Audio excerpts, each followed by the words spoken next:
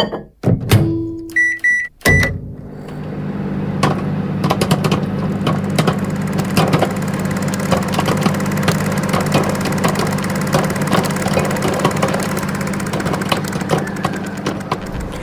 to Popcorn Psychology, the podcast where we watch blockbuster movies and psychoanalyze them. My name is Brittany Brownfield, and I'm a child therapist, and I'm joined by Ben Stover, individual therapist. Hannah Espinoza, marriage and family therapist. We're all licensed clinical professional counselors, also known as therapists, who practice out of Chicago. Even though we are licensed mental health professionals, this podcast is purely for entertainment purposes and to fulfill our love of dissecting pop culture in all forms. Please remember that even though we are all licensed therapists, we aren't your therapist. If you are struggling with mental health symptoms, please find a local mental health provider. All right, so today we are finally going to talk about Encanto. It's been a movie that hasn't been out for too long, but we've already gotten a lot of requests to do it. So we are doing it now, everybody. Congratulations. Yay! And we also have a very lovely guest with us today, Paulina. Paulina, I'm going to throw it to you. My name is Paulina. I'm a therapist, clinical counselor, working mostly with adults. I want to say some of my educational background is with Latino mental health. So I'm very excited to be here to be talking about Encanto. And yeah. We're excited to have you. Mm-hmm. We are. And just so everybody knows, if you listen to Paulina today and you feel intrigued and want to know more about her, maybe even work with her because she's a private practicing therapist in Chicago, just like us, we will include her information in the description of this episode so you can track her down if you want to maybe see if you can work with her. So we were going to be hitting upon a few themes today. We're going to be talking about perfectionism as sort of the overarching topic. And within perfectionism, we're going to be talking about a few things. One, how it is a trauma response. Two, the impact it can have within a family, and also specifically in this movie within a community, how that also ties into sort of immigration trauma as well. And then as always, we are going to touch upon treatment and final thoughts. So one thing I wanted to highlight with perfectionism is that it's not a diagnosis within the diagnostic manual. It is something that comes up a lot within therapy as a defense mechanism or as a result of something else, but in and of itself, it is not an official diagnosis. It is not, but it is certainly something that we see evolve when people are seeking to have control over their environment and society in order to feel safer, especially when they've been through some kind of massive generational trauma, like losing a grandfather, watching someone get killed. As this seems to be set during, I believe it was called the 10 Years War in Colombia, and watching what happens to people when they're trying to feel like they're in control of a world that is uncontrollable. Sometimes they hyper-focus on micromanaging everything and everyone around them so that they feel secure and safe again. Mm-hmm. Yeah, one thing I forgot to do is talk about what this movie is about, probably because I assume everyone knows because it's such a big movie. But this movie is about a family called the Madrigals, and specifically it is about the main character, Maribel, and this whole family where her grandmother, Alma, her abuela, was immigrated from one village to another within Colombia, I believe, and in that process lost her husband, Pedro, to violence. And like you were saying, Ben, sort of how this experience trickled down is in all these children and grandchildren that she's had who have magical powers that manifest, I believe, when they are 5 years old. And our main character, Maribel, did not develop powers. And so we kind of see the trickle-down effect of the trauma response, like you were saying, Ben, of wanting to control anxiety caused by trauma by being perfect. When I see this in therapy a lot, when I work on perfectionism with people, it is in the exact way you're talking about, Ben, where it is this lie that we tell ourselves, or that anxiety tells us, that if we can hyper control or pretend that we can hyper control everything, that nothing bad can ever happen to us again. And I think in this movie, we see that right away in the messaging. Abuela is always talking about, we have to protect ourselves. These powers protect us, not just us, but the community. And this really big emphasis on responsibility and how these powers and the family structure and being perfect, they don't really say it like that though, will keep the past situations from happening again. It's almost a precursor to how OCD can form in people sometimes, where the response to a trauma becomes so ritualistic in order to control the external factors that led to someone feeling out of control, that I think in a clinical setting, we would see people control either the external family and things around them, or we see it when they try to control themselves. And that none of it is ultimately rational, but it's all based on an understanding that is formed as a way to bargain with the universe that if I do all these things, I can be in control of it again. Mm-hmm. Yeah, and I think to that, like even in the family setting, the perfectionism and the sort of external focus of control, I feel like there's almost an umbrella of like codependency that happened within the family in response to abuela's trauma. And everyone has to sort of keep up this image of the perfect family and sort of have this strong sense of denial, that I think sometimes comes with codependency and, can tie to perfectionism and that sense of control. The denial piece is like we can do like all of the stuff to try to control things, but in actuality, we don't have control. And sometimes that truth is so scary that we have to sort of just deny that all the other stuff exists. Yeah, it's the basis almost of an internal locus of control changing to an external locus of control. So what that means is the locus is a strange word that we learn in grad school that no one else uses in society ever. So I'll translate for you out of therapist into common speak, is that basically it's your focal point. A locus of control, you resolve your anxiety or problems by controlling either yourself or trying to control the world. And when something as horrible as a war, a civil war happening in your country causes a forced migration that then results in whichever the wrong side is finding you and executing someone horribly in front of you, those were not internal things you chose to encounter or chose to do. So you learn to switch adaptively to, I'm going to try to control as many external things as I can, because the more I can control, the less likely it is that happens again, even if it's not rational. Yeah. And then with that, there's a loss of a sense of self. When you're constantly sort of like putting that outward, you don't have your sense of self that starts to develop, and I think we see that with some of the characters where they're just very much so hyper-focused on like perfectionism that the vulnerability piece of like, here's my whole self and here are some of more of those negative emotions or those emotions that are much more challenging that don't fit into that perfect role, that's when the songs come in.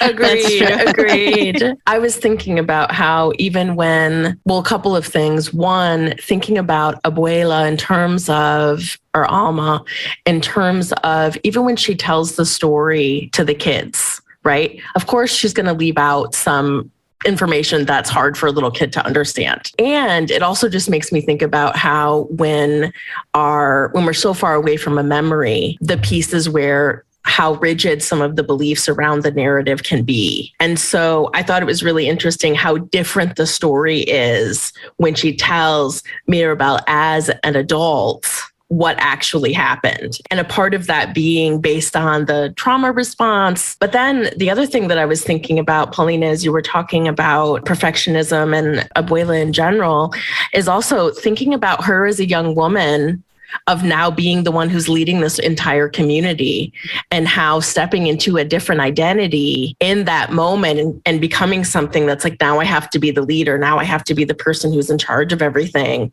and how rigid that the place that she put herself in as well. And then, as family grows and evolves, the worry about keeping this thing so close and so tight makes it even more rigid. So like we're coming down to, it has to be like the amount of times that they say the word perfect in regards to Isabella is so much. So much. I mean, they say perfect, but they also say, I was trying to notice how many times they use that word in general when they're describing an event, when they're describing we have to do this, between the different things that they're saying to, and also the different things that they're saying to the town. where like the information also very much has to stay in the family in terms of any of the real stories of anything. There's everything's fine, everything's good, go home, the celebration is over. There's no trying again to stay so much in that perfect idea of what they have to be and had to be. And I was just wondering if a part of that for her might be this identity that she had to develop coming out of this horrible trauma. I mean, I can't imagine. And also, I don't know that it would be that onset that quickly, but that sense of perfectionism and that sense of now we have this miracle, the candle is actually their wedding candle. That's the candle that turns into the magical candle. I think you're onto something, Hannah. There is looking at the structural dissociation model, which would argue that a part of Alma had to evolve. And that part was this leader who couldn't feel. And what likely happened, at least according to how this model would see it, is that at that exact minute, she had to survive and get away from these men on horseback, knowing that Pedro just got murdered while she has triplet infants. Yeah. And all of these people who were looking to them to lead. And as she's given this magical gift, she can't possibly have space to deal with everything she would have to deal with all of these people looking to her with triplet infants. I've only had one in my life. I can't imagine 3 at once. But there would have been no space for Alma. And so whatever version of Alma existed at that moment got frozen in time with the perspectives that it had and the fear that it had. And this leader part had to evolve. And that's the only outward facing part of her that could exist, that she lets exist for most of the movie. And why she stays so rigid, like Hannah's talking about, is that is what's called a part, a fracture of your personality that's performing a limited function role and only that role. And when something happens outside of that role or cracks the veneer to let the soft, injured surface, the 20-some-year-old woman that had her entire world shattered through, we see the perfectionism come out as she seeks to control everything to not feel that anymore, because that version of her was so overwhelmed it couldn't function and it had to be dissociated from. Yeah. And I think even with that, her story of, when her husband was killed, the whole town was like immigrating, right? They were fleeing. And how, that immigration trauma is part of leaving like something that feels so comfortable. And in that, when her husband gets killed and there is that fracture, it's almost like when she gets to the other side, it's like we have to succeed in order to justify the sacrifice of his life, and if we are not succeeding, if we are not perfect, if we are not XYZ with this, then his death would have been in vain. And so how, that level of perfectionism isn't just for her or for her family and success for her and her family, but also like their whole community, and very real. I think that immigration trauma definitely still exists now. And I think, the way it's depicted in the movie, it just really shows like how it expands beyond just like one person. Absolutely. Well, the other part about fleeing, especially in this instance, is that they didn't know where they were going to go. It's not like they were fleeing and were like, oh, we have 10 miles left in our trip. They didn't know that. So also the horror of not only fleeing from a home that you have maybe had for your entire life, but having hope. And that's it, of being able to find a place where it's going to work. So also thinking about, and again, I know this is a animation and blah, blah, blah, but like to think about how intense that miracle would have felt, where basically like her wedding candle becomes this magical candle. And then they are able to see a village like rise up out of this miracle, and then everybody can have homes, and like, they had to work at it and there's things that they had to do. But in that example, I can't imagine what relief that would be in terms of coming to a place and still being able to have your community protected automatically based on this miracle, even though the perfection piece still, contributes to all those pieces. It all does. And putting that into context, I was wrong with the 10 years war. It's the 1,000 Days War. So this is taking place in 1899 to 1902.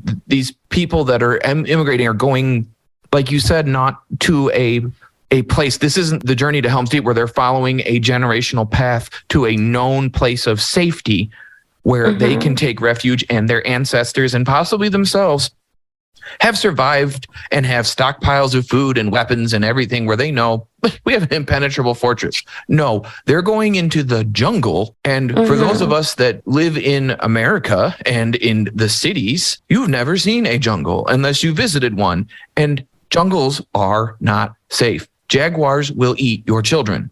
They will eat your children. In addition to that, what they're fleeing is political unrest that has been boiling over and lasted for 1,000 days. So it went from 1899 to 1902.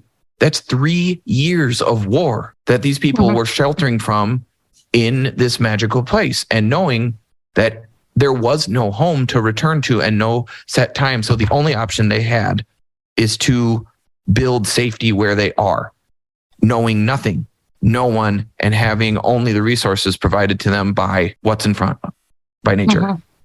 Yeah.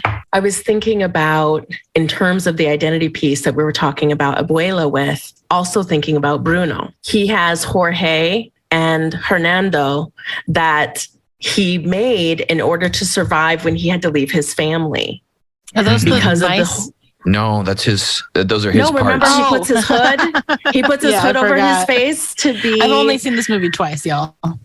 Yeah. He puts the hood down for him to be Jorge. And then Hernando is, I can't remember what Hernando's trick is, but It's a bucket. he does something else. So it's the metal bucket. Yeah. He puts the bucket on his head. So also seeing that Bruno, when he found out about the disaster, that he then had to create these two other identities in order to be okay being completely and utterly alone, except for the rats, and live next to the family silently. Yeah. And be so, and he had done that. So at this point, for 15 years, maybe, based on maybe more than that. So if Mirabel was 5. And she's 15 now. So 10 years. So 10 years. So for 10 years, he has had to survive doing those things because, and that's such a natural response to trauma. So I just wanted to make sure that I pointed that out when we were talking about trauma responses. Well, jumping on that, I think where we find ourselves when the movie actually starts with Mirabel at 15 is that we are seeing now the trickle down of holding on to this perfectionism, not just an impact of the whole family and that pressure, but specifically Bruno first and then Mirabel are both direct challenges to Alma in terms of her feelings of safety. Bruno, because he is unfortunately antagonistic with his gift, because he is pointing out vulnerabilities on everyone's part. And then Mirabel, because the fact that her very existence, in the sense that she does not have a power and she's the first one to not have manifested one, the anxiety, probably the trauma response that she provoked in Alma was huge, I'm sure. And I think that's why where we find Mirabel in the beginning of the movie is she's the only one in the family that doesn't have her own room. She is still living in the nursery. She is treated, she's not being mistreated by her family. And she's also she's cast aside. She's not in the family photo that they take in the beginning. She is treated, she's othered within her family, I think because her very presence is so challenging to Alma, and Alma does not know how to deal with it. So she literally, I think, says to Mirabel in the beginning, I think it'd be best I think his name's Antonio's gift day if you hung back, if you just weren't Stay out of the way around. And watching it, I really could not stand Alma for this. Obviously, I felt so much for Mirabel, and Mirabel is our protagonist, so we are supposed to be aligned with her. And now that we're talking about this as a therapist, I have some empathy for Alma in just how much Mirabel probably scares her. And I'm sure Alma would never say it like that, but I can't imagine she doesn't frighten her. And so they've kind of just put her away. And they did that to Bruno too. They ostracized him to the point of exile, and he's living in the goddamn walls. Literally, and trying to patch it up and manage it the best way that he can without interfering in anything. But that a part of this is he's keeping the house together in his own way too.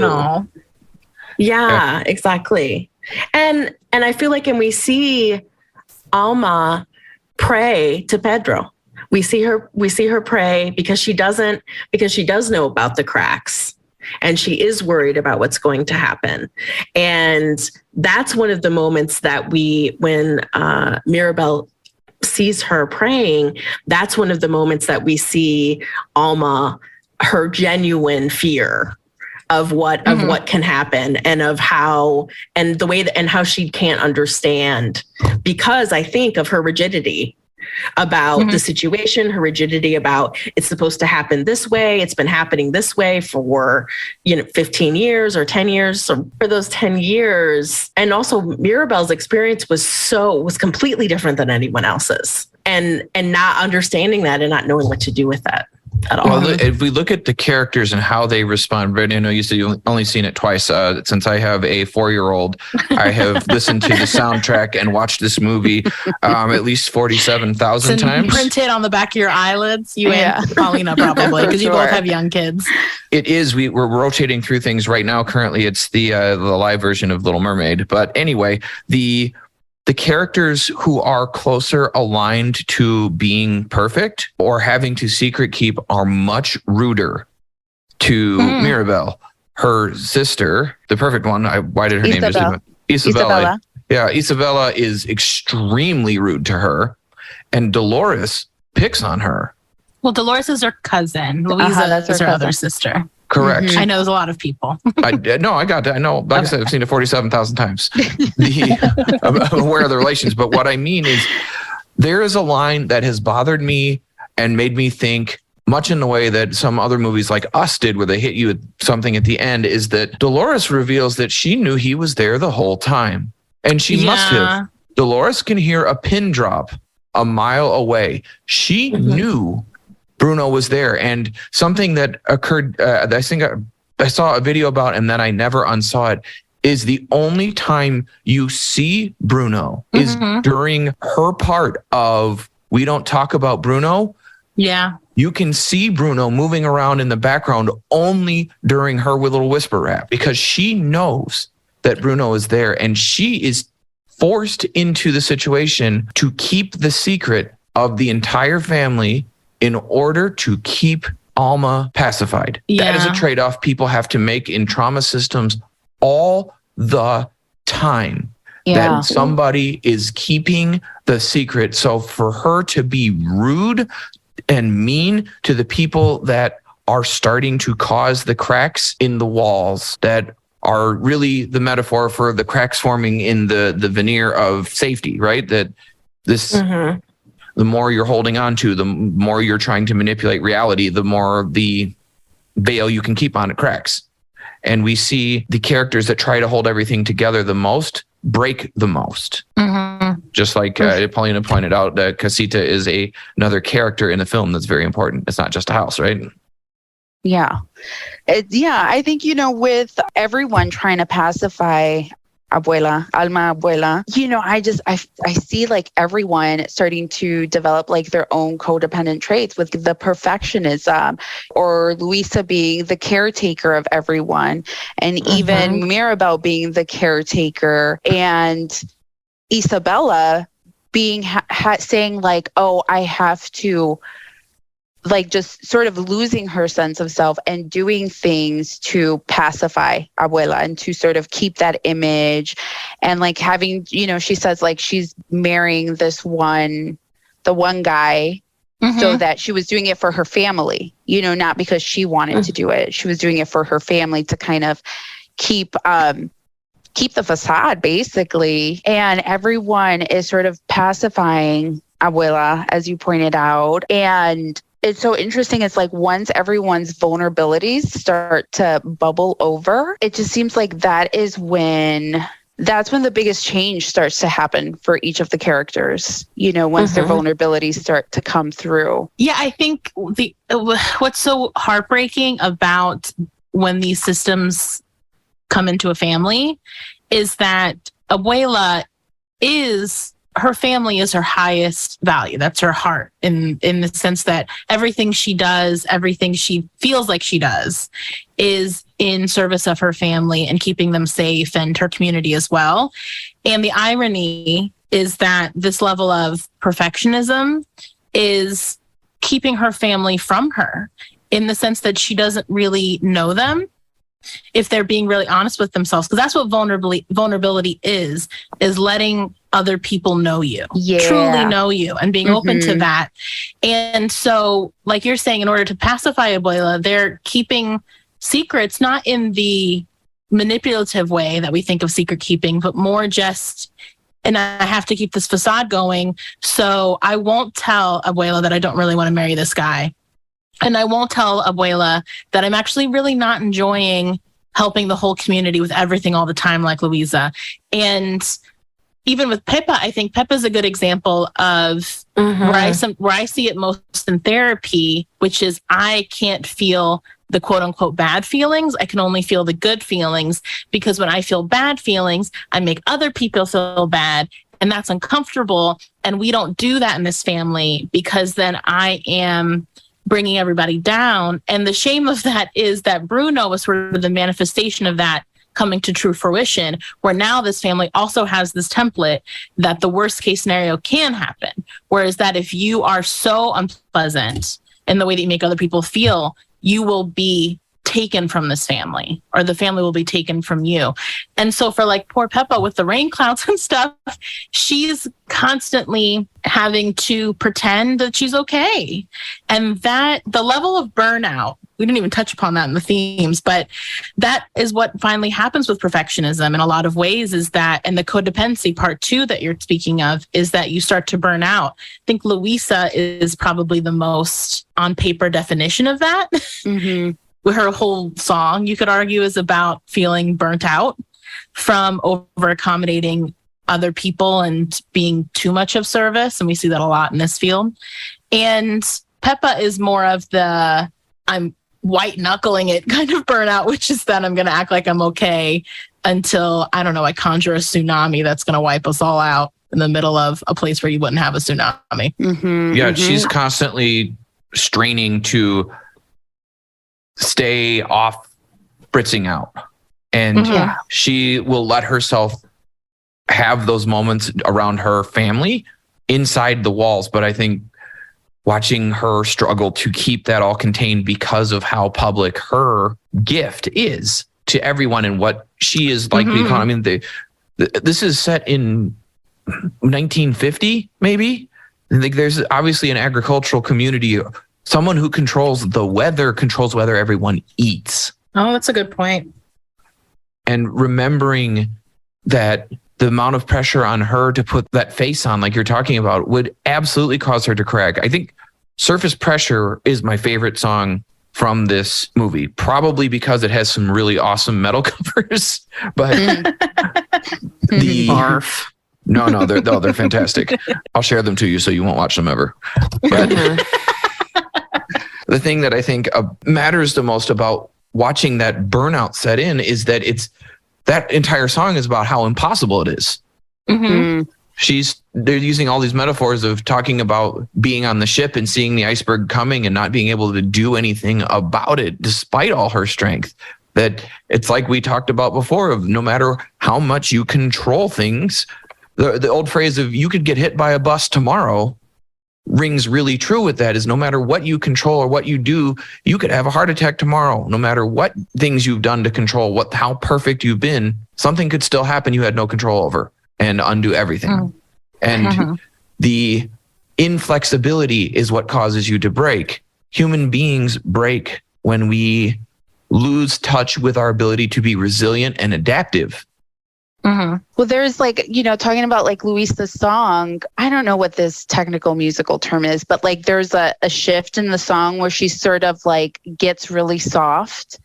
And she talks about how joyous it would be to just relax, right? To just enjoy life. Yeah. Right. And it's such like, I always see that part as like her like love letter to self-care, where she just wants to feel soft and good and not have to like move these mountains, but just care for herself, and enjoy life and not feel that pressure. Absolutely. I feel like I feel like it's absolutely true what you guys are saying about Louisa, and also that they use her for things they don't need to use her for.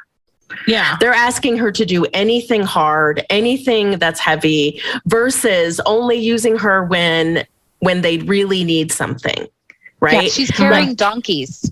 She's carrying donkeys. Why the fuck is she carrying donkeys? They have legs. You tie them up.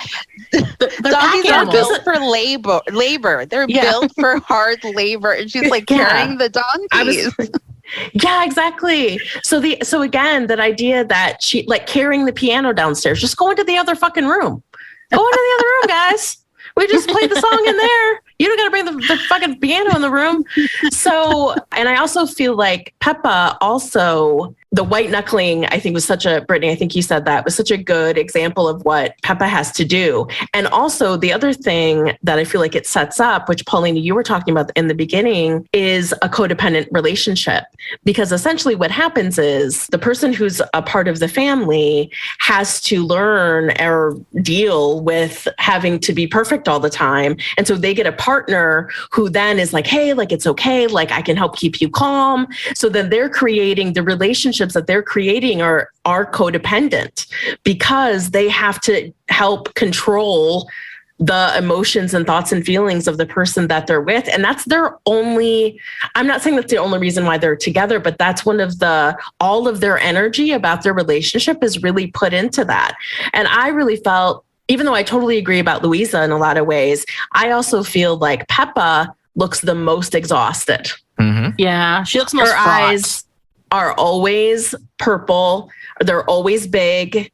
She's always, there's always this, I feel like they show a sense of tension in her body whenever she's doing things. Her movements are, she doesn't look comfortable. Like she doesn't look comfortable at all in any way, shape, or form. And so also another form of burnout, which I was thinking about, there can be people who have really extreme moments of desperation when we are burnt out, which is what I feel like Louisa experiences when like she can do it and then they drop, right? That's a part of it. Her and face Peppa, starts twitching.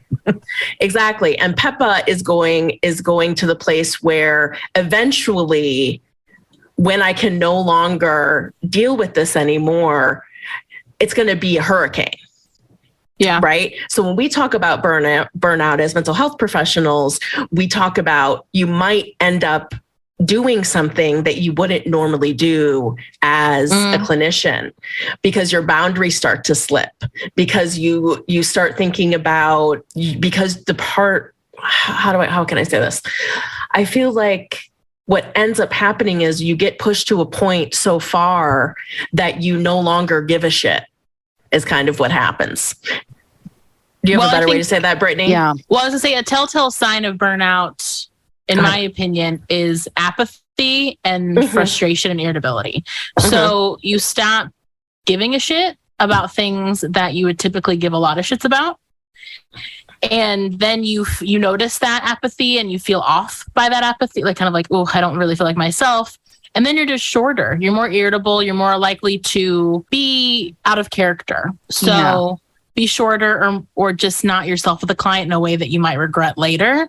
That's why we're so mindful of burnout in our field, because it can really lead to bad situations. Not like the worst situations, but situations where you might have to do repair work with the client, or you might even, in situations we've been in where we worked with higher intensity clients, you might even put yourself in danger because you're not paying attention to warning signs the way that you might typically, or you exacerbate situations because your fuse is low and then your client's views might be low. And so you feed into a dynamic that can cause sometimes literal danger, but most often than not will just potentially damage your relationship with the client. And so typically clinicians will just start acting not like themselves and then feel a lot of shame after the fact, especially once they get to a place where they feel better. And so with Louisa and with Peppa, I'm sure they experience those feelings too, where they are maybe short with a townsperson or a family member and then sit in their room later. I could see this with Louisa especially, and then beat themselves up because they were not helpful or kind, or this identity of being super accommodating and available.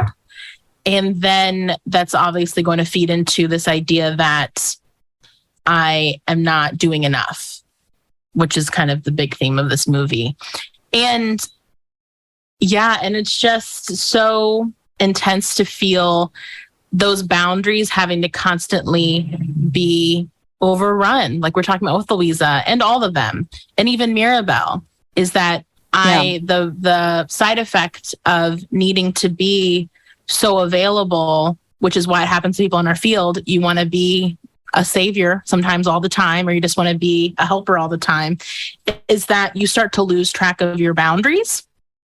And Louisa definitely has done that because, like we were saying, she's been asked to do tasks that should not be her responsibility, and she does it very automatically. There's no pause within her when people are literally yelling demands at her and interrupting her through her song. Like, people are not, you could argue that people are being rude to her in the town in terms of how demanding they are of her. But I think where she needs to take responsibility, and when I work with clients who are working on boundary setting because of this sort of codependent / perfectionism / helper identity, is that we sometimes will feed in so hard into the dynamic that other people will have almost learned helplessness as a reaction to us being over accommodating, which is what we're probably seeing with the town and like why they think that donkeys can't walk themselves.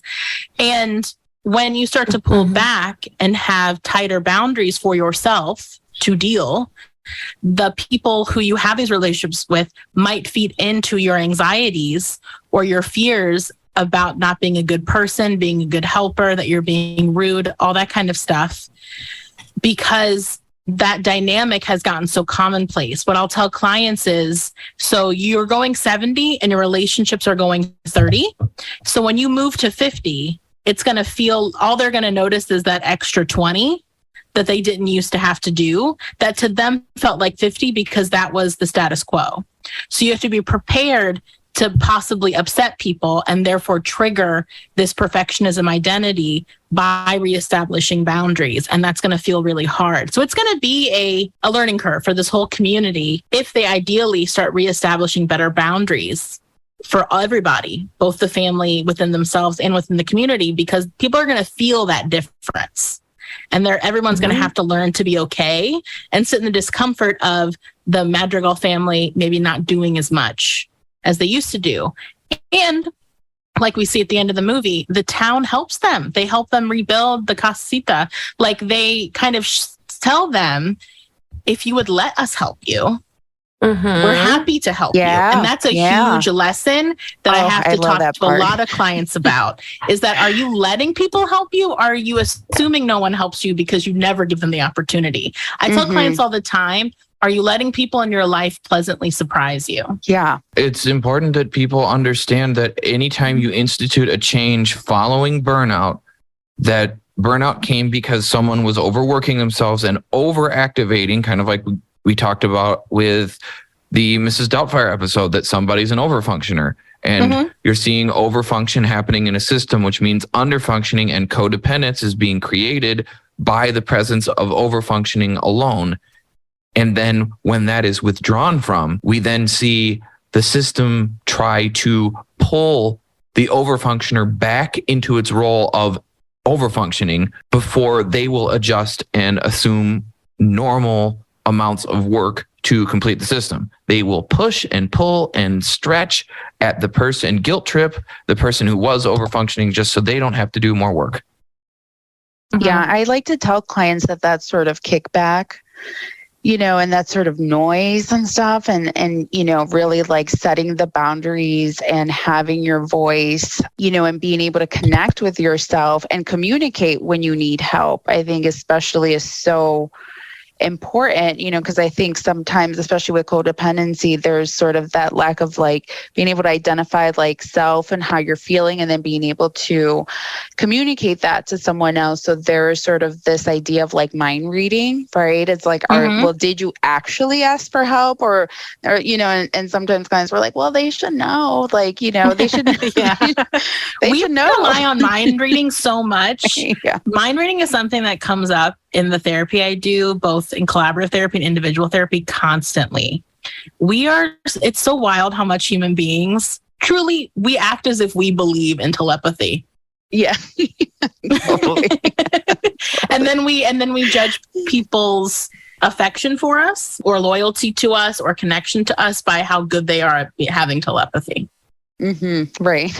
There was a scene in Home Improvement that I haven't rewatched that show. I don't know how well it holds up. Deep cut. But there was this thing that was super sexist, and I'm just I'll say it out. Well, yeah. But there was a scene where Tim was holding up a stop sign that he made, and he's like, "I feel like this is what you think you're saying," and then he turned it over, and on the back on the stop sign it said, "If you really know me, you would know what you're supposed to do right now." Mm-hmm. And I feel like the number of human beings, notice I'm not saying women, no, the number of human beings that rely on people who really know me should know what they're supposed to do when I hint at whatever it is I really want. Yeah. Yes. There's always like, well, you should know.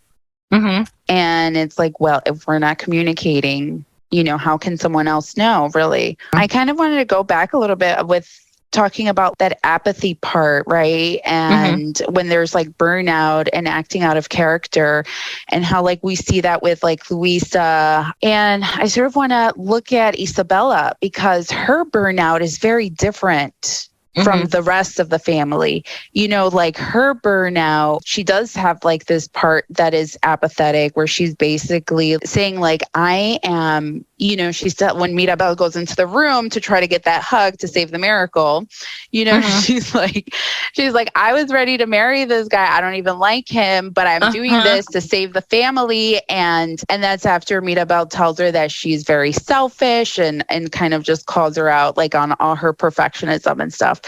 And then when she makes that confession, there's sort of like this apathetic piece to it, and she is acting out of character, and her acting out of character is shown in like that cactus that she creates. Right. And it's a totally different response. It's like it creates this sense of wonder for her of, I created this thing that is absolutely imperfect, and it's pointy and it's sharp, and it kind of touches on like some of those more challenging emotions, that she's just been stuffing and only putting out like the perfect practice poses, that she shows like throughout most of the movie. But I just, with her burnout leads to kind of like that self-discovery, right? And not just giving a shit anymore and saying like, I'm just done. Yeah.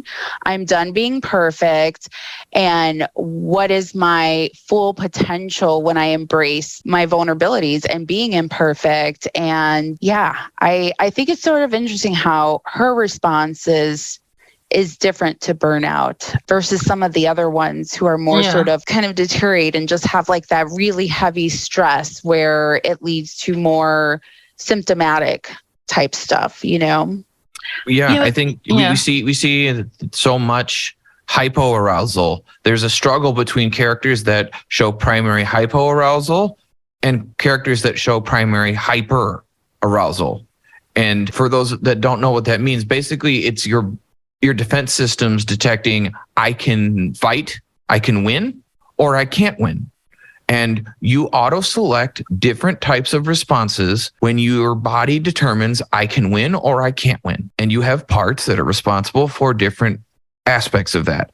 And I think we see Isabella as a absolute perfect example of someone who is hypoaroused. She keeps herself shut down, frozen out, does not allow other people access to the real versions of her. No one gets to see it. And she stays in this very tranquil, calm place where everything's beautiful and relaxing, and she isolates from the family. We almost never see her unless she has to be interacting with other people and doing something, performing a function, where we see a hypo-aroused, isolated part where she shows up, acts pretty, but stays calm. And then you see during her song, What Else Can I Do? She activates.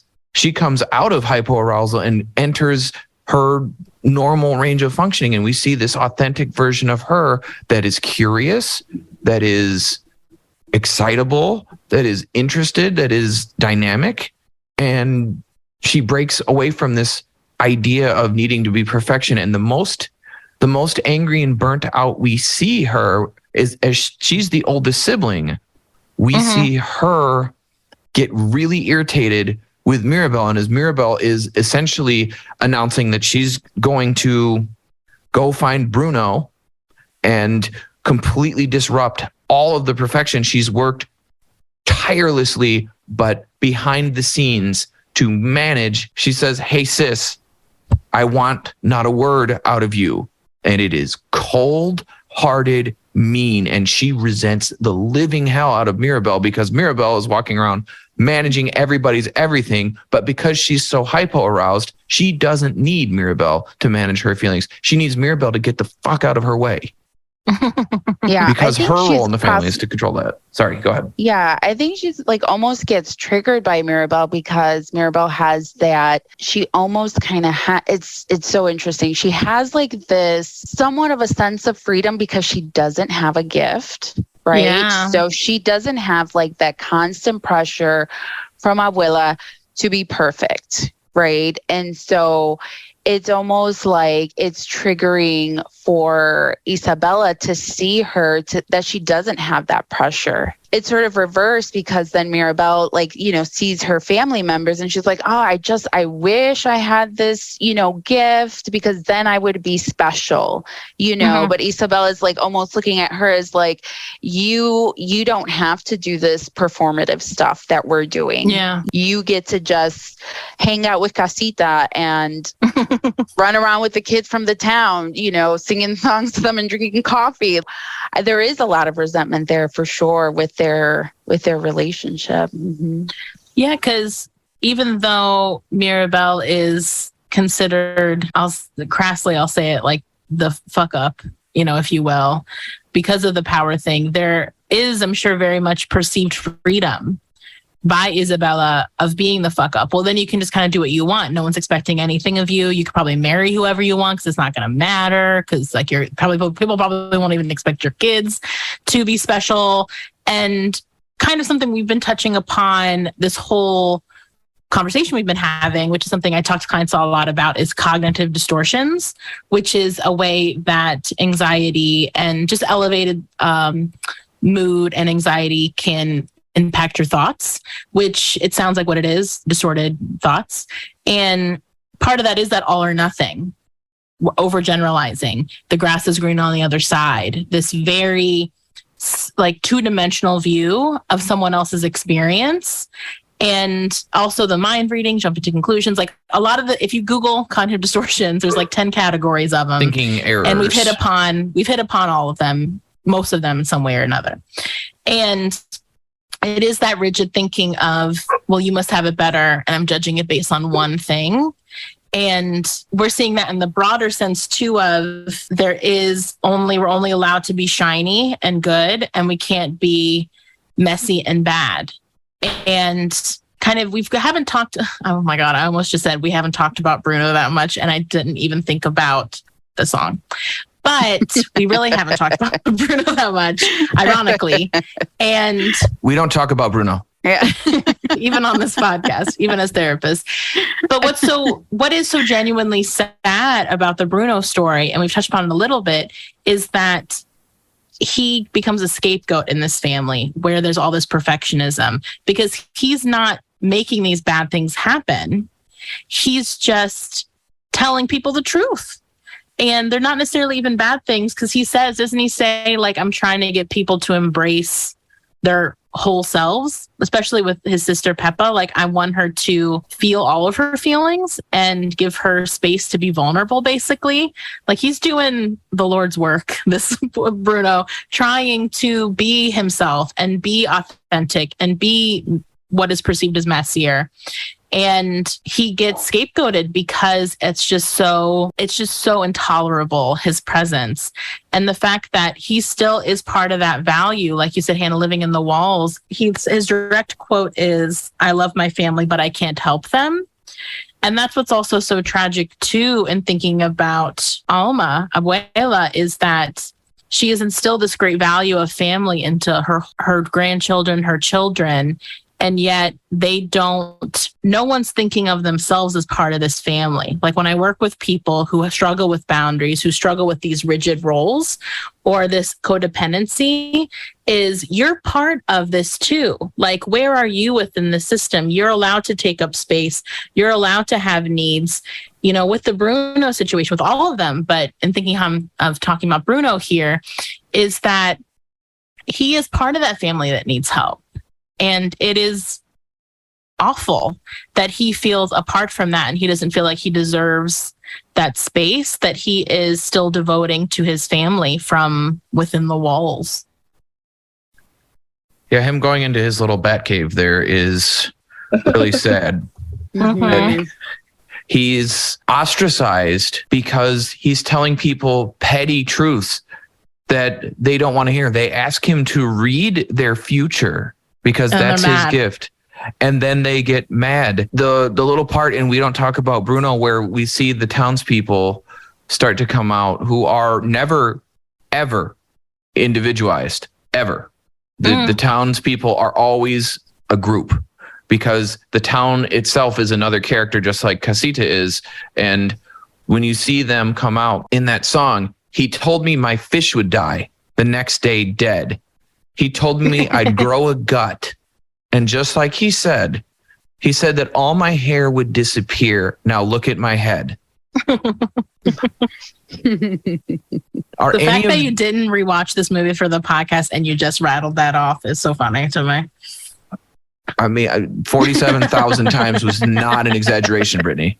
I believe you. But what's important about that is those things that the townspeople, the first time we hear about Bruno, they all come together and say, we don't talk about Bruno.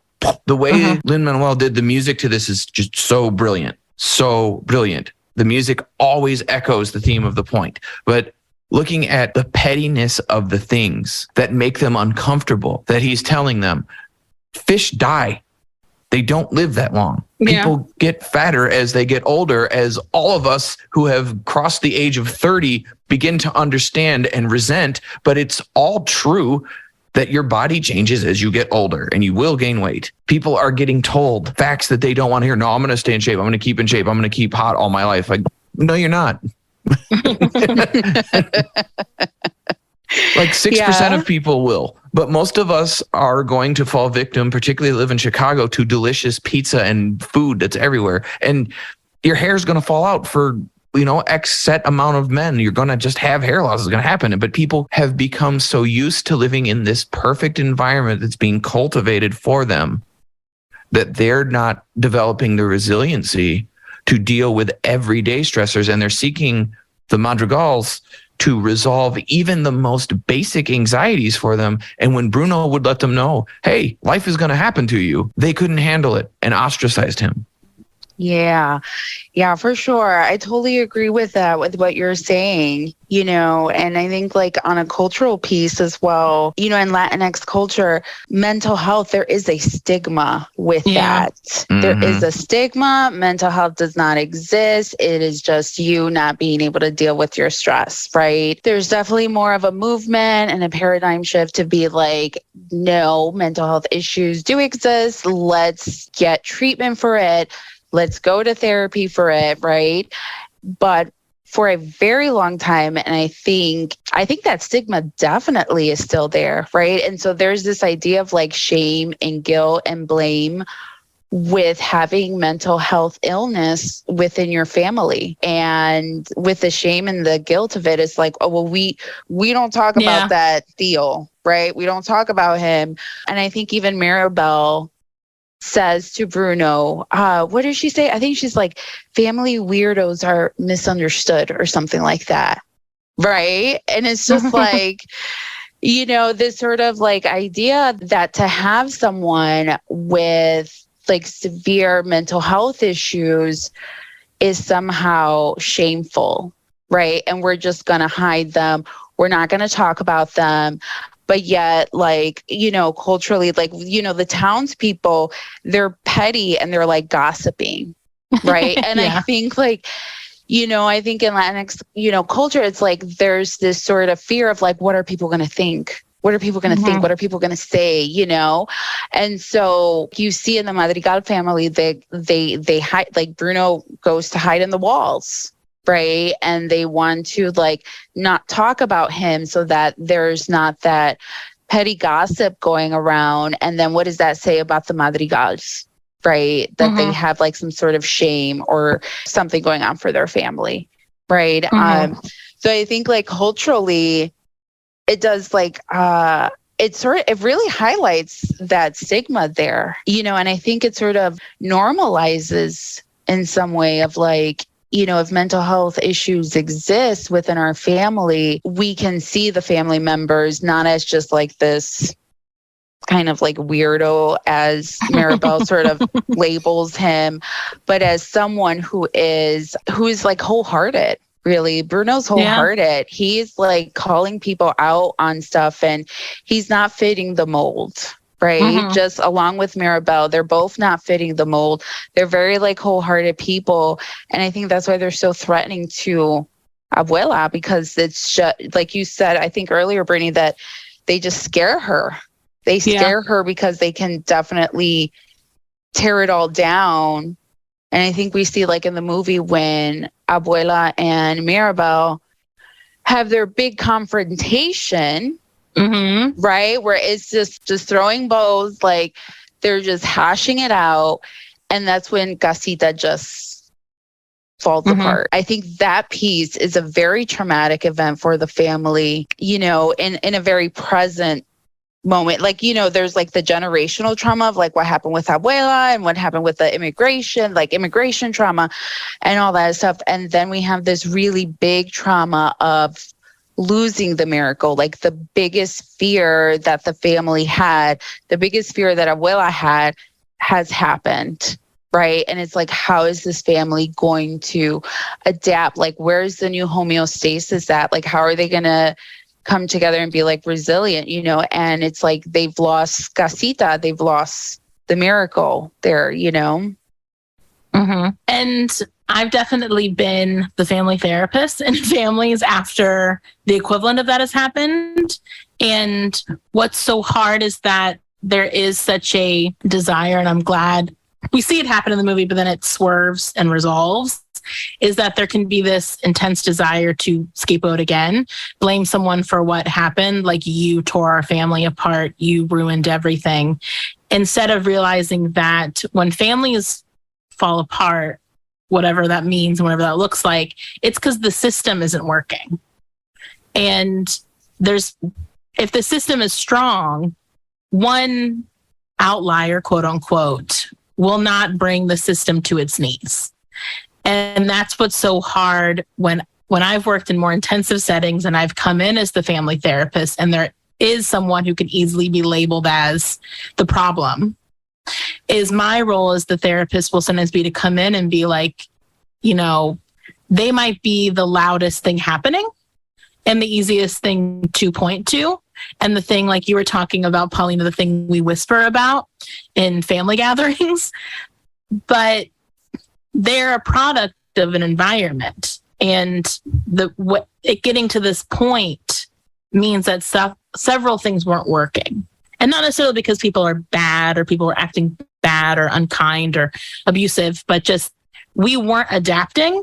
We weren't continuing to evolve, because that's what Casacita was doing eventually. Like if you study tarot, it's like the tower moment where, if you don't change, we will force you to change. The universe, our house, whatever what you believe in, will burn out. Like what I tell people about burnout is your body will sit you down. If you don't, either you can choose when you sit down and it's going to feel like it's part of your control and it is a well-controlled descent, or you will crash and burn, and then you're going to have to pick up the pieces of whatever that's going to look like. And then you're going to have to be working on the aftermath of that and the building back up process. And luckily what we see in this movie, that prognostically is very positive. And when I watched it as a family therapist, I was like, okay, this is very good. And, I don't know how realistic it is, to be quite honest. That's the skeptic in me, is that Abuela finally apologizes. She takes real ownership over the system that she has created as the matriarch. And she apologizes to Mirabel and to the family and takes responsibility for her role and how it's gotten to this place. And that requires such a ego death, which I talk about in collaborative therapy, really checking your ego at the door, which is so hard. And to be at that age in your life and to be able to admit your wrongdoings takes so much flexibility and grace and vulnerability and the willingness to feel and look, quote unquote, ugly. Mm-hmm. And that is so hard. For even thinking about I'm white, but even thinking about my grandparents and thinking if they could apologize for the things that they have passed down culturally within us. And I think a lot of families feel this way. I'm Catholic, so that probably also helps in terms of understanding that rigidity.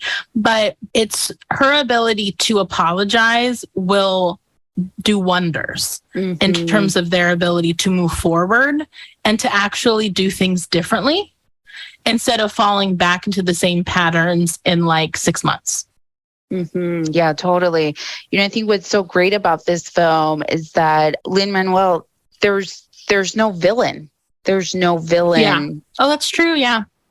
There's not a villain in the movie. And so it is very much about that system, and looking at how that system is sort of impacting the family and how the family does fall apart, right? And how you were saying, it's about adaptation, right? And being able to evolve and have that ego death.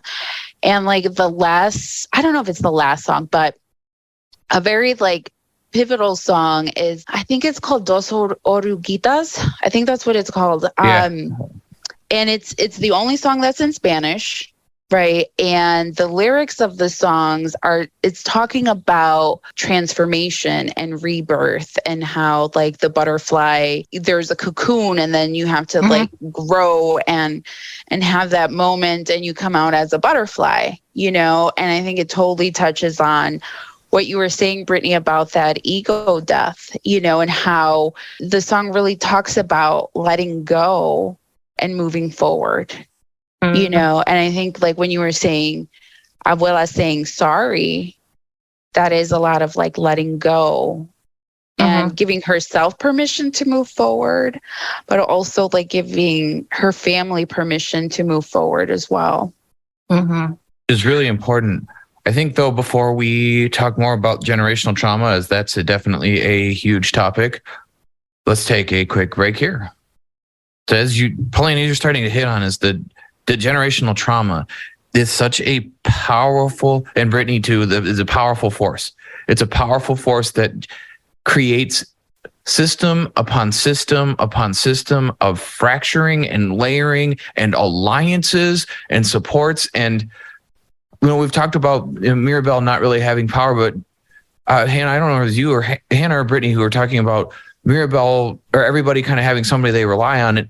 That person for everybody is Mirabel. Mirabel's role in the family is to be the support.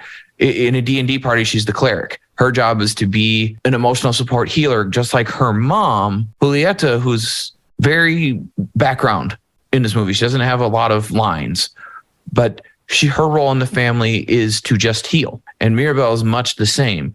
her role in this family is keep everything and everyone else able to do their roles, able to use their superpowers, even though she doesn't have one, is she manages everybody else so that they can keep doing theirs, so they can keep the veneer up, which is why she's the one that can see the cracks. Yeah, absolutely. And I feel like one of the other things that happens in generational trauma in general is that a part of everybody having to keep everything inside, or part of there being such a regular experience of everyone having to keep secrets about who they are or different parts of themselves in general, is that then what also can be created from this kind of family dynamic is siblings, their relationships can often be decimated by being in a system like this, because sometimes you can be pitted up against each other. Sometimes you have to agree. Like, that makes me think of Peppa and Dolores? Julieta. I think it's Julieta. Peppa and Julieta having to acquiesce about Bruno. Even though they don't. Even though they really don't want to see him go and don't want to have to experience that, that is a part of how sibling relationships can be impacted by something like that. And Bruno has no idea, right? Because that's where we come back to this mind reading. That's where we come back to all of the other things that are happening in the system, and how, but that a big part of, and this is something that I talk to often with my clients, because most of the time I'm getting the individual BIPOC person who is the Mirabelle. That's who I'm getting. And so we're talking a lot about how I start to talk a lot about the system and the different roles, and how a lot of times something that brings them in, besides them becoming parents themselves, is a sibling relationship. They're coming in to talk about a sibling relationship that they really want to repair, and really feel a sense of confusion about why it doesn't work, and why it feels so different when the matriarch or the patriarch is in the room versus when they're not. Yep. And I think you're right. That's the person who will come to seek therapy. They're not the face of the party. They're not the villain of the party. They're the forgotten person who is spending all of their energy and time trying to be seen and heard and put the pieces of the whole story together, because in the rare moments of vulnerability, they usually happen with that person who has been able to be present for everybody. And that person is carrying all of that weight. She's there when Luisa breaks. She's there when Peppa breaks. She's there when Isabella finally lets go, instead of being in hypoarousal, comes back to herself. And we see that over and over in generational trauma, is the systems that are created are to protect family members from going through what the patriarch or matriarch or both went through. But there's a Hebrew proverb that I came across is really vital, that I share with clients all the time, is that don't confine your children to your own learning, for they are of a different time.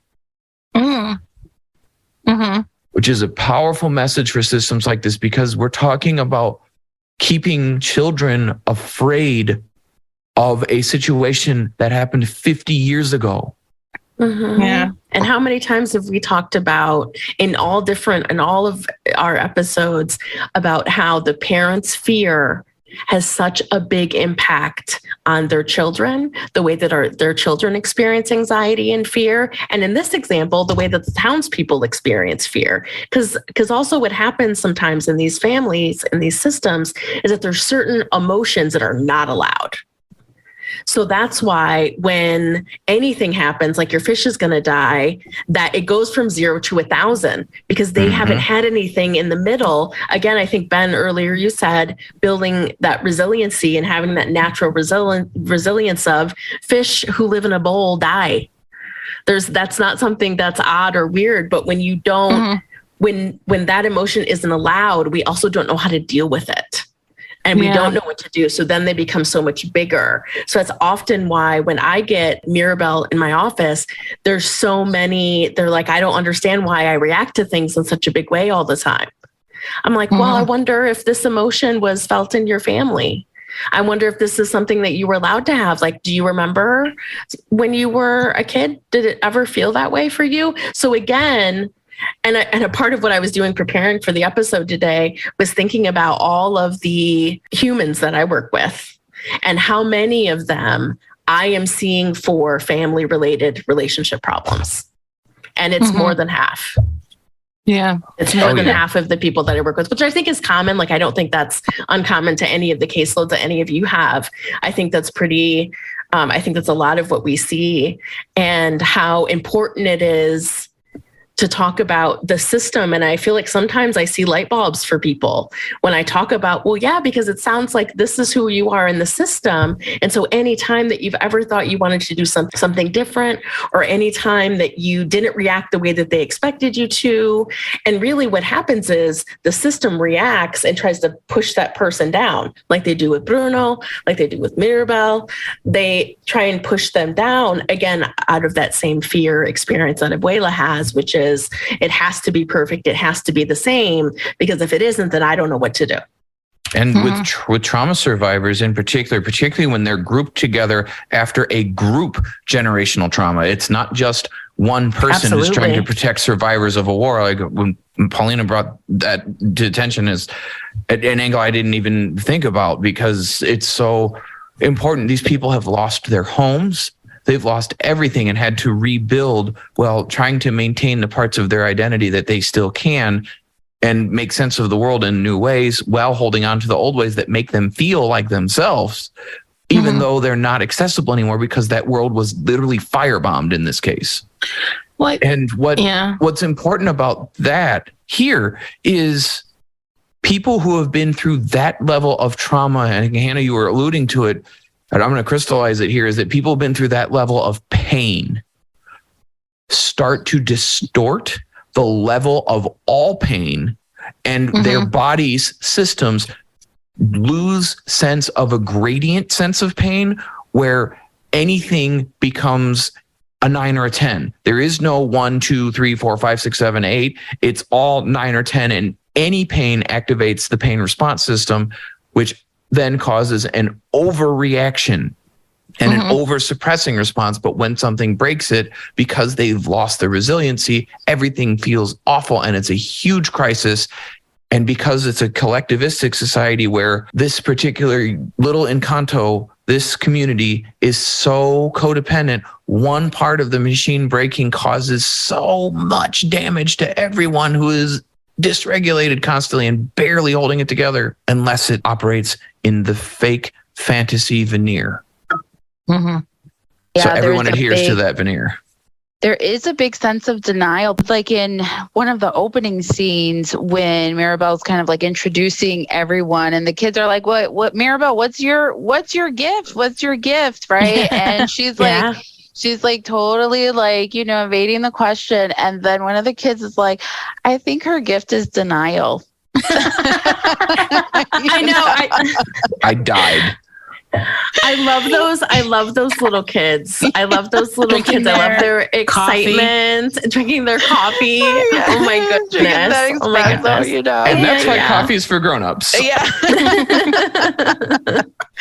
But I think, like denial it's a way to cope. And I think like within some of the codependency that's happening in the family. Yeah. So I think, the denial in, the codependent system, it like serves its purpose for each of the members. It serves its purpose. It's a protection piece. It upholds the homeostasis, pacifies Abuela. It keeps the townspeople not feeling that fear, but it just becomes a crutch, And so once that veil of denial starts to get lifted, you feel like you see all of them feeling their realities on like that level 10 that Ben was sort of mentioning. It's like, it's not just like here's like, my fish dying or whatever. It's like a 10, because it's just, now it's like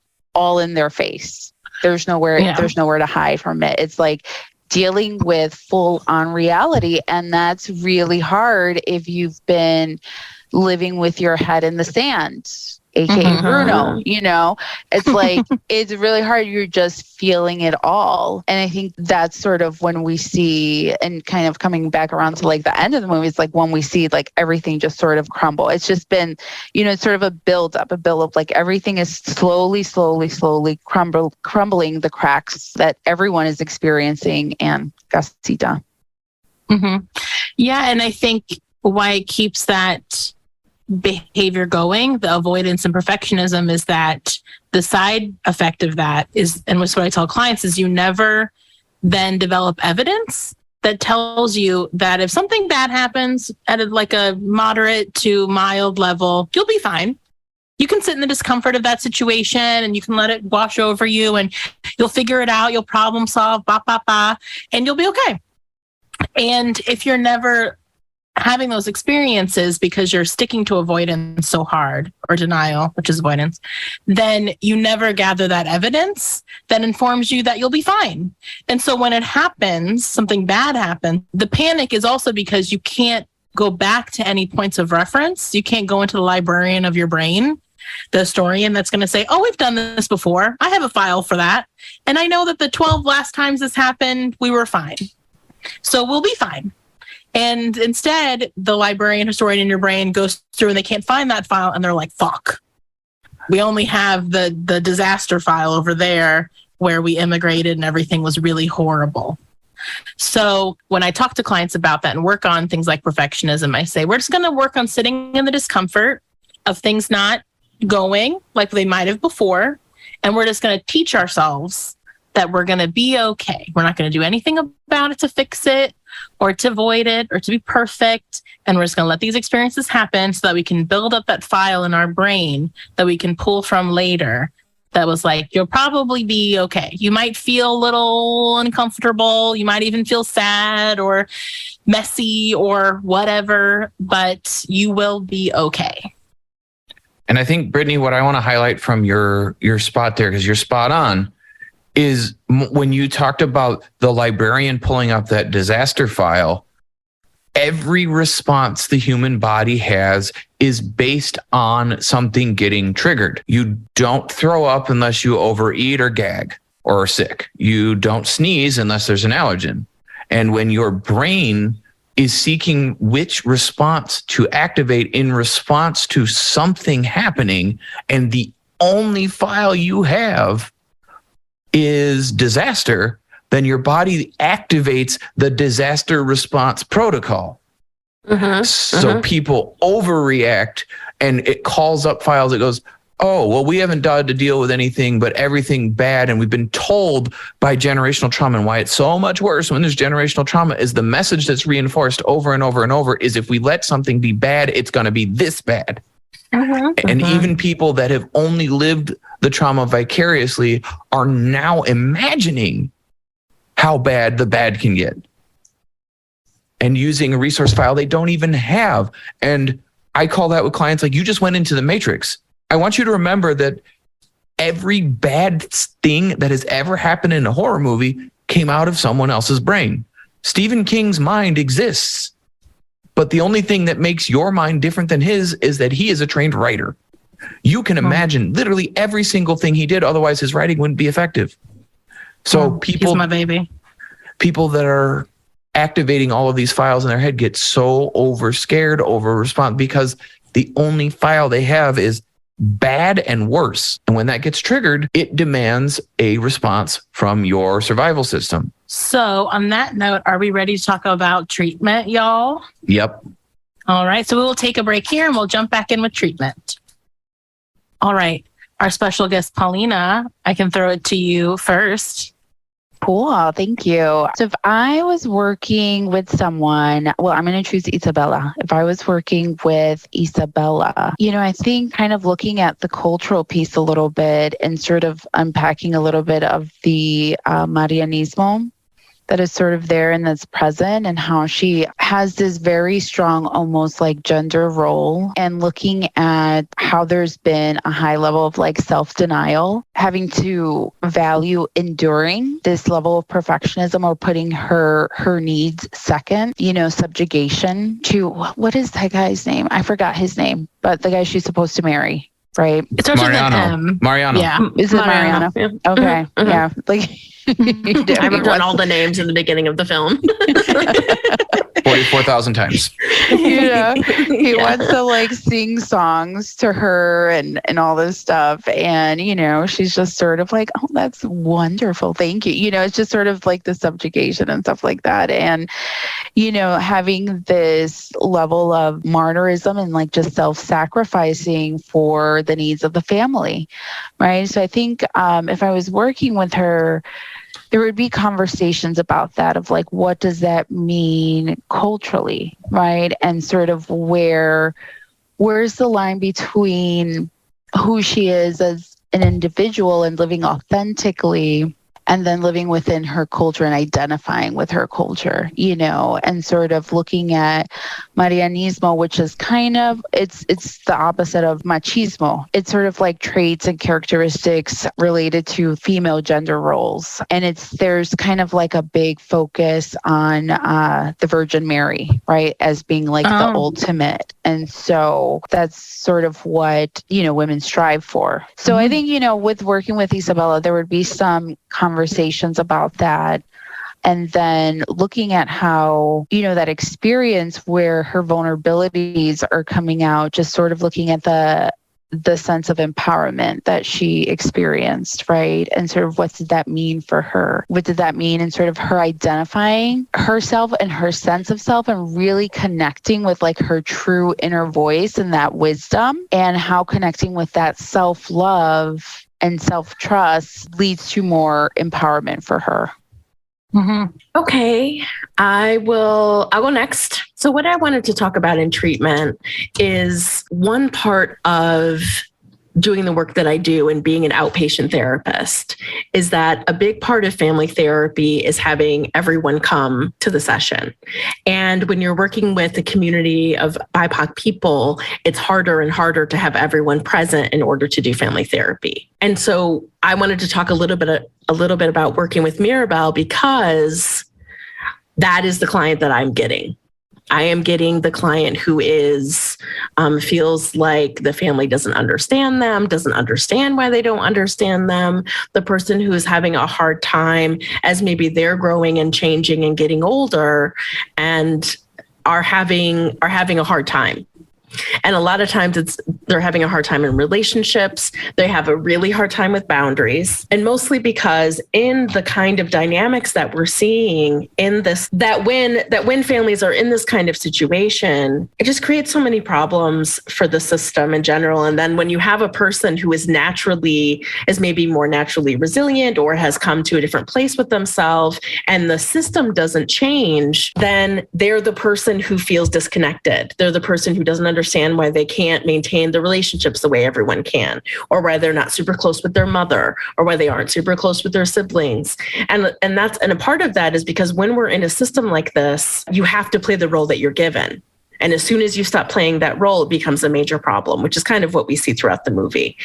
And so, but in my experience of working with BIPOC people, I am having to do family therapy, use that framework when I'm working with an individual. And a part of what that looks like, a lot of psychoeducation about how systems work, what it can feel like, some of the different pieces of how a dysfunctional family or whatever system the family has created in order to survive, how that can impact the way we see ourselves, the way that we see relationships in general, the way that we see a parent-child relationship has a really big effect, because we spend most of, the beginning of our life for some people, in their families. So there's a lot of talk. I talk a lot about boundaries. I talk a lot about how it's okay to say no. It's okay to not do things you don't really want to do. And we also talk about the cultural piece that exists in terms of who is the matriarch in the family? Who is the patriarch in the family?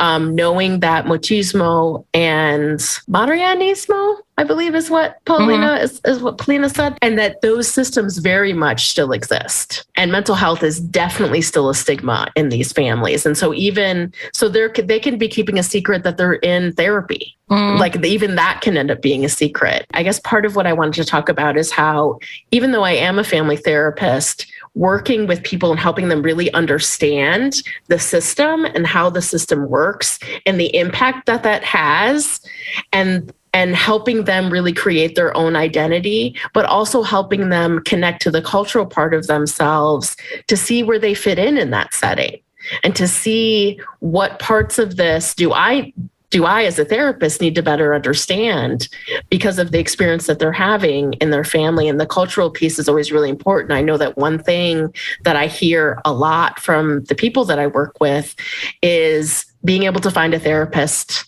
of color. And how that is incredibly difficult because of the barriers to becoming a therapist in general. And the relief sometimes that I experience of people saying, I've been looking for someone who looks like me for like 2 years, or I've always been trying to find someone and I just don't have that chance. And I'm really grateful to be able to have that experience with people, and grateful that I've been able to do everything I needed to do to become a therapist. And because that sense of relief, or that sense of knowing that someone else understands you, like the importance of that piece, I think gets pushed to the side a lot more often than not.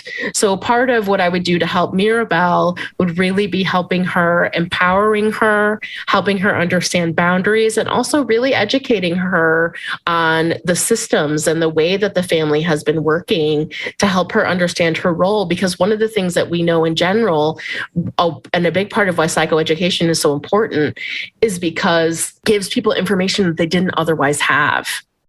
And that information, and it's of that piece of, now that I know something, or now that I can better understand, there can be a sense of relief, even just with those parts. Even if we're not talking about the trauma that happened in the past every time, it's a lot more about figuring out where they are, like always, meeting them where they are, but helping them create a space for themselves, and how they're going to manage talking to their family about them being in therapy, if that is ever something they want to bring up. Talking to them about, do they tell anybody how they feel all the time? Is that something that they don't have a person that they talk to about stuff besides working with me? So there can be some different layers when people come, when we talk about the family piece and what I do when I work with people about that. All right, cool. Ben, I'll throw it to you. Sure. As far as treatment, I think rather than highlight some of the obvious things of go on my typical rampage of like trauma, and here's how all of these things that I've already talked about today go together and how parts activation is going to play into this, I think what I want to point out is the importance of understanding how to navigate working with someone from a culture that is not one that you share. Because this movie does a really good job of highlighting some of the differences in cultures that are more collectivistic, that tend to want to keep things in the family, that focus more on creating a cohesive front to put together, that family stuff stays in the family. And that's Latinx families and communities have their own brand of it, but it's not unique. Every culture has their own things that need to be navigated. And that as a therapist, particularly someone like me, who's a white male therapist, and even though finding a male therapist is hard, I still have to own and understand that I am coming from a totally different understanding and point of view, where things of people of my culture, white folks aren't collectivistic at all. We are the worst with that. All this bootstraps bullshit that we spew is something that does not even slightly resonate with a community like we see in Encanto, where there's not only a community in Colombia, but it's a super unique, inclusive group of people that have all lived and grown together for the last 50 years, isolated from everything else. And if you think that you can come in there and just tell them how to navigate their culture and that you're going to keep that client or be able to impact any change for them, you're so mistaken. You have to let the client be the expert on their culture and be open to navigating the barriers that they describe to you without offering them a solution that is relevant to your culture, because it won't work. You have to sit with people in their culture and let them be the experts on their rules and navigate with them. So tell me about how that boundary works. That's me explore it with you, and being open and honest with, that's not my culture and I don't understand about that. I'm going to own with you. And I, might ask curious questions that I don't understand and I'm seeking to understand, and looking for you to not need to over-explain to me, but there might be things that I don't have a base for. But that is also why people might look for someone that looks like them, like Hannah was talking about, and why it can be so challenging is that sometimes in therapy that's exhausting and people don't want to have to do that. And them finding someone that looks like them or understands their culture and leaving you, even if you've had a long relationship with them, is okay. Because as a therapist, you need to understand my role is to help facilitate change. And if there's a barrier I can't help you navigate because it's too exhausting for you to help educate me so I even understand and have a common basis that I can apply therapeutic interventions with, it's okay for you to seek someone who can. And I think for therapists to be able to be in a place where we can understand that cultures and subcultures all have their own rules and all have their own things that whoever operates that culture is going to be the expert and the keeper on. And it's okay for them to reject outright anything you have. Like people that come from more individualistic cultures that feel like regardless of, like, if your family's crazy, you could just leave your family. If your family's crazy, it's okay for you to set the boundary and turn them off. It's to leave them. And if you say that to Mirabelle or anybody in his family, that's not going to fly. It's not going to fly because it's not their reality. And I think therapists lose sight of that sometimes. And it's really important for us to manage and maintain that people's culture is much like Casita is another character in this film, and the townspeople are another character in this film, even though they don't factor in overtly. Their presence is always there impacting the story. And you have to factor that your client's culture and the culture of their family and the various subcultures they belong to, where they're from, how people think, whether their family has generational trauma, etc., all are part of your therapy session, whether you realize it or not. And that they get to be the keeper and expert on that. Yeah. So just kind of piggybacking on that is just like tips and tricks for any therapists who might be listening, especially white therapists like myself. But you can generalize this out, is we always have to be very careful that we're not projecting our experience onto our client. And that can be in this very specific way we're talking about, which is projecting our cultural values and norms onto our clients, then holding them to that line. And it also can be from an individual standpoint of what I tell clients a lot is my job as a therapist isn't to tell you how to live or what the best life is. My job is to tell you to help you figure out the life that you want, and then to help you get to that life, whatever that looks like, and figure out what's in the way. And so in the family dynamic, that's also what we have to be cautious about. I do family work, and whenever you're a child therapist, you're going to do family work. So if you're going to child therapy, be mindful of that. And I work with families that are very similar to mine, culturally, and also very different. So what I've had to learn is exactly what you're talking about, Ben, which is that I don't project my ideals onto them, and that I understand that in some family systems, it is wildly disrespectful to speak up to assert yourself to your elders. And that value is, I cannot ask a client in some cases to deprioritize that value over the individual value. And I also think kind of in the flip side of it, where I also as a personally will feel kind of like, oof, like I wish I had that similar background with the client I'm working with, the family I'm working with, is that sometimes I think I pull my punches maybe more than I should because I'm trying to be so overly understanding that I'm not projecting. And so what also is nice when you have a therapist or when you are a therapist that aligns culturally with your client and vice versa, is that you then also have more foundation under you to push. I'm Irish Catholic. That's kind of probably my most obvious presentation. And when I work with families or individuals or families where they have that background, I do have that ability to be like, well, you know how they are in Catholic families, like you don't talk about this and you do this and you don't talk about bad feelings. And, we're much more prude oriented and ba, ba, ba, ba, ba. And so I can kind of make jokes and challenge in a way that I can't with families I don't align with in that way. And so what can be good about having a matching therapist is not just because they'll be compassionate and understanding, but they also can maybe push you and get on your ass in places where another therapist would be too precious. And so that's what also can be good about it. And that can be a shortcoming. When I'm a therapist doing that cross-cultural work, I'm always asking myself, am I pushing too hard? And am I pushing not hard enough? And sometimes I don't have that answer, and I will never have that answer. And so that is just really tricky. The other thing I just wanted to add to this, which is just something, another little tip or trick, is that there are things called values, lived values questionnaires or values inventories. And when you're working on perfectionism or when you're trying to switch up the behavior individually and within a system, it can be really interesting to have your client or clients fill out one of these questionnaires or inventories that helps them realize the difference between their ideal values. Like, of course, I value my family. And of course, I value my friendships and my partner, ba, ba, ba.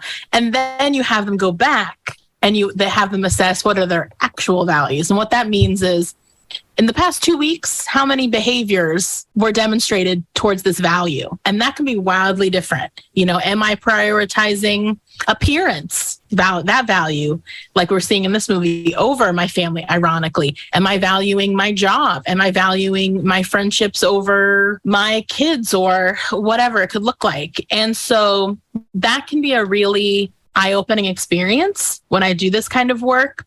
And also when you're working on things like perfectionism, it can be a good way to motivate people to change, because is your perfectionism similar to OCD?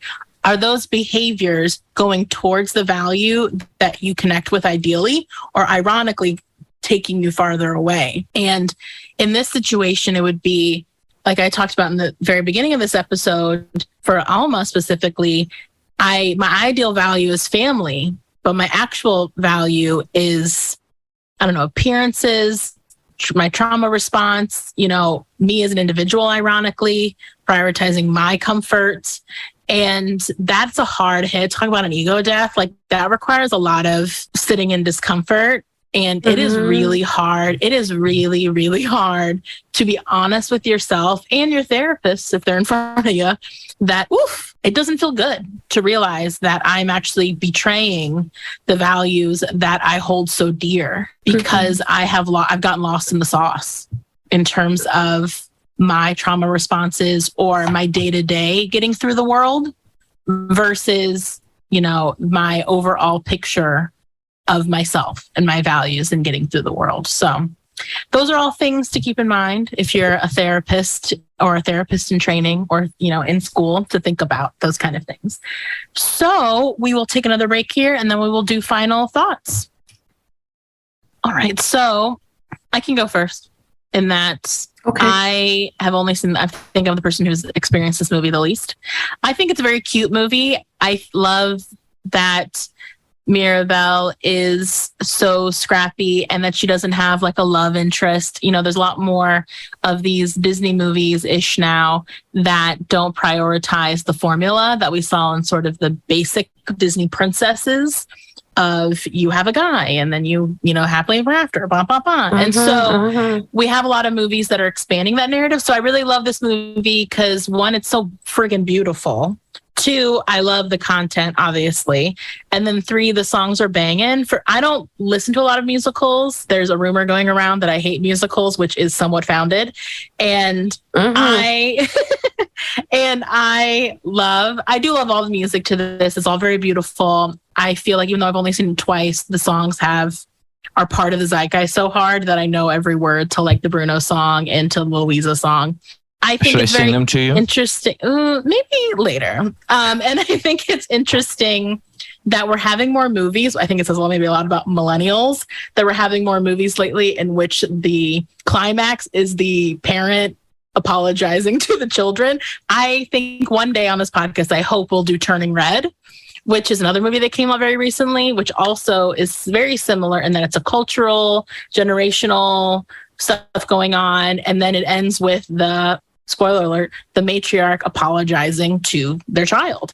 And so I'm like, what's the therapy that all these animators are working out in these movies lately, where they're like probably just wanting, or like everywhere, Or everything dear everywhere all at boomers. once is also the same thing. Dear Where boomers. it's like, where it's having a mother apologize to their child. So just interesting that this is coming up as a theme over and over again. And, you know, those are two movies, Everything Everywhere All at Once and Turning Red, that if you haven't seen them, I would encourage you seeing them, especially if you love Encanto. It's similar, very different movies in lots of ways, but similar in the emotional through line. All right. Well, that's me. Yeah, so my final thoughts about the film. I absolutely love this film. As a mom of a little 5-year-old, we've seen it countless times. Even when my little one is not around, I will be bumping the soundtrack of this movie in my car and singing really hardcore. And one of the things that I so appreciate so much about this movie is representation. Like Mirabel is curlied hair, kind of chubby, round glasses. If y'all ever see a picture of me, you're gonna be like, "What?" Mirabel!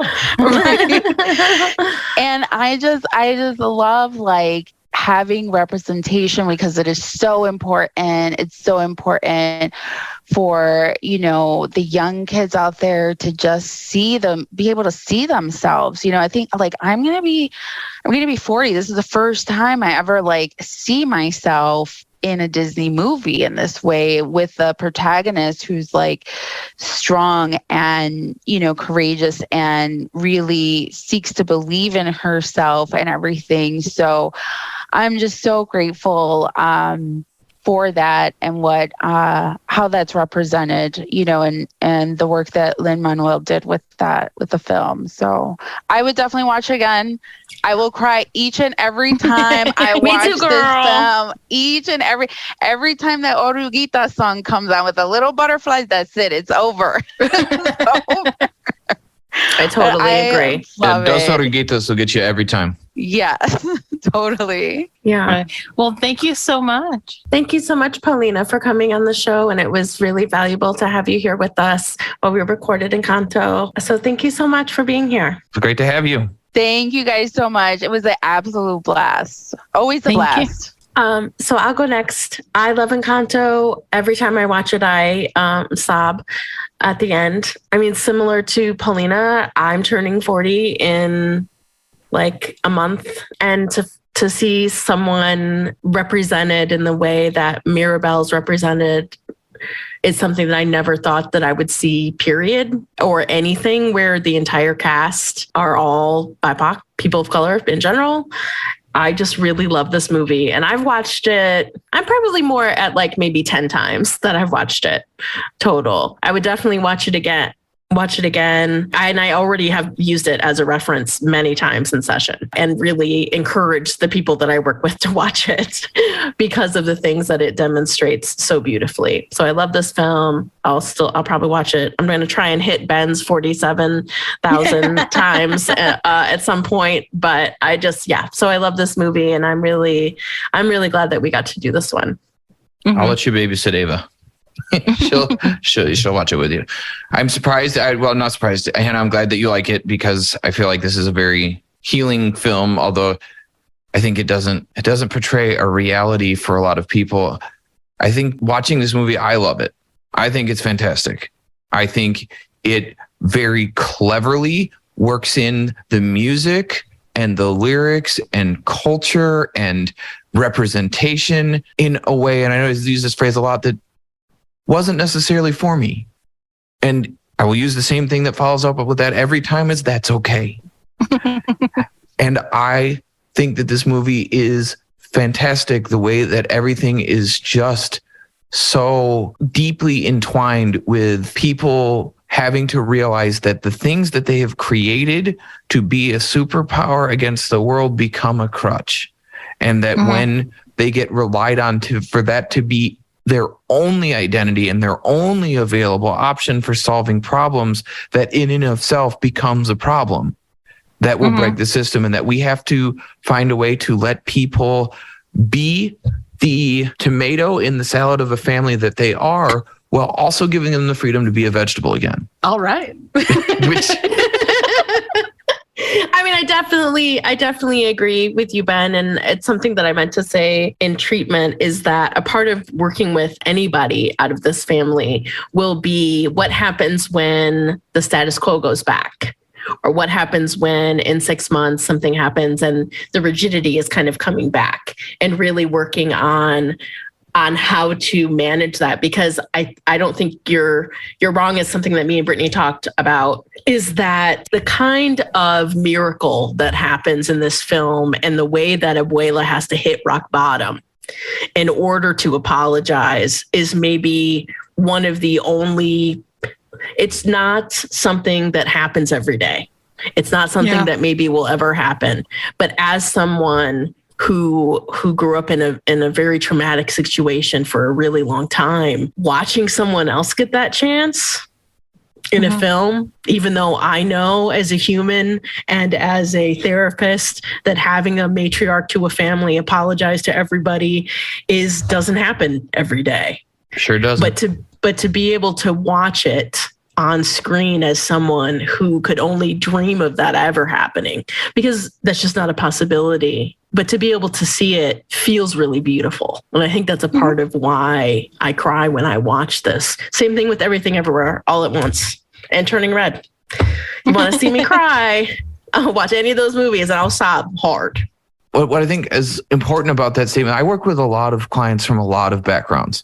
But working where I do, I have had to learn how the dynamics I don't understand work in a lot of families. And I've seen a lot of people that are immigrants, are people who have had to do all kinds of things to get here, whether it was planned or not. I have seen a vast mix of people who both accept and feel a lot of the way that you do, Hannah, and feel like, wow, it was really nice to see people of my culture being able to get this kind of film that provides that kind of answer. And I've seen an equal or almost more like 60-40 split of people from Latinx culture who have talked about either themselves or their family members openly mocking or rejecting this film because it doesn't feel real. Where Coco feels real to a lot of people because it stayed within kind of the acceptable bounds and understanding. And this one pushed. This one pushed the cracks deliberately. Every ounce of every lyric of every song pushed the uncomfortable things that families don't want to talk about. That is a particular culturalism.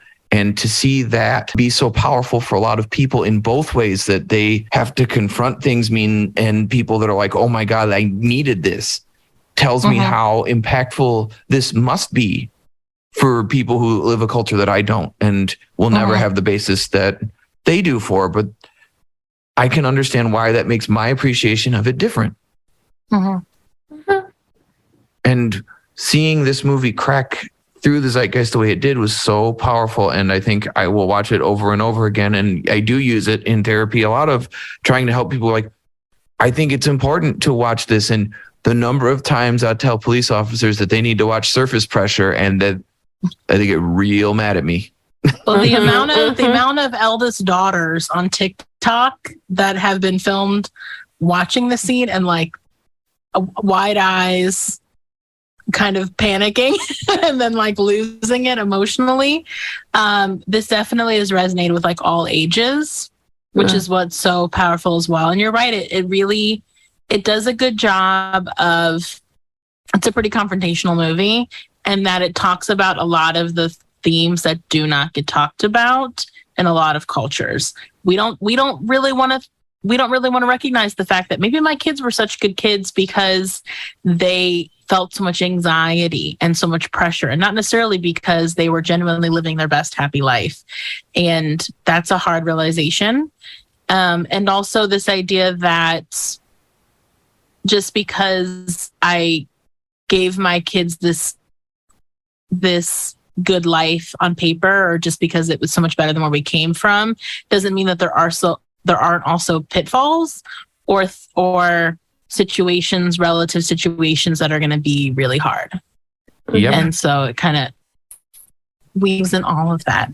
But like we said, in order, like that librarian metaphor I was using earlier, in order for us to experience different things and to have different narratives, is we need movies like this that also normalize these experiences, that you can be a set in your ways older part of a family and you can evolve. We can change, and we have to see things that show us that that's possible, so that we can't fall back on this idea of like, well, that never happens and nobody does that and that's not realistic. And like, because we're always changing, we can always be capable of change, and we have to be mindful of where we fall into patterns or we fall into the comfort of not changing because we want to avoid instead of just being like, this is how it is. Like, that's avoidance too.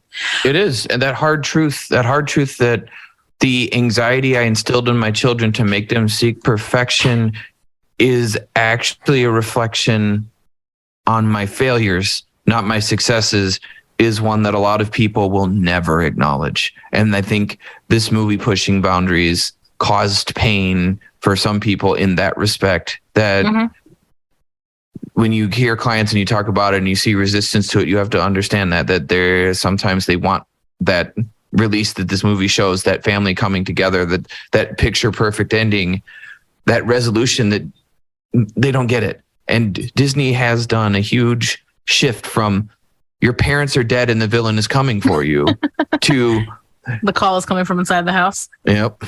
Exactly that. And the villain is your family and you can't get rid of them. Well, on that note, we'll wrap up this episode. And so thank you for listening. Also, once again, thank you for our guest, Paulina Chirinos. Like I said, if you are interested in learning more about her, we will include her information in our description. As always, you can find us at Facebook, Instagram, and TikTok at Popcorn Psychology, and on Twitter at popcorn_psych. You can also email us at popcornpsychology@gmail.com if you would like to get in touch with us. We are also on TeePublic if you would like to get some merchandise. If you would like to support us, you can become a patron as well. And if you are a patron of $50 or more, you can pick a movie that we talk about on the podcast. So that's a good little prize right there. And as always, if you can leave us a review, rate us and review us on Spotify or Apple Podcasts or wherever you listen, and we really appreciate it. And it's the easiest and most effective way for other people to find us who might not have heard of us before. So thank you so much, and we will see you next time.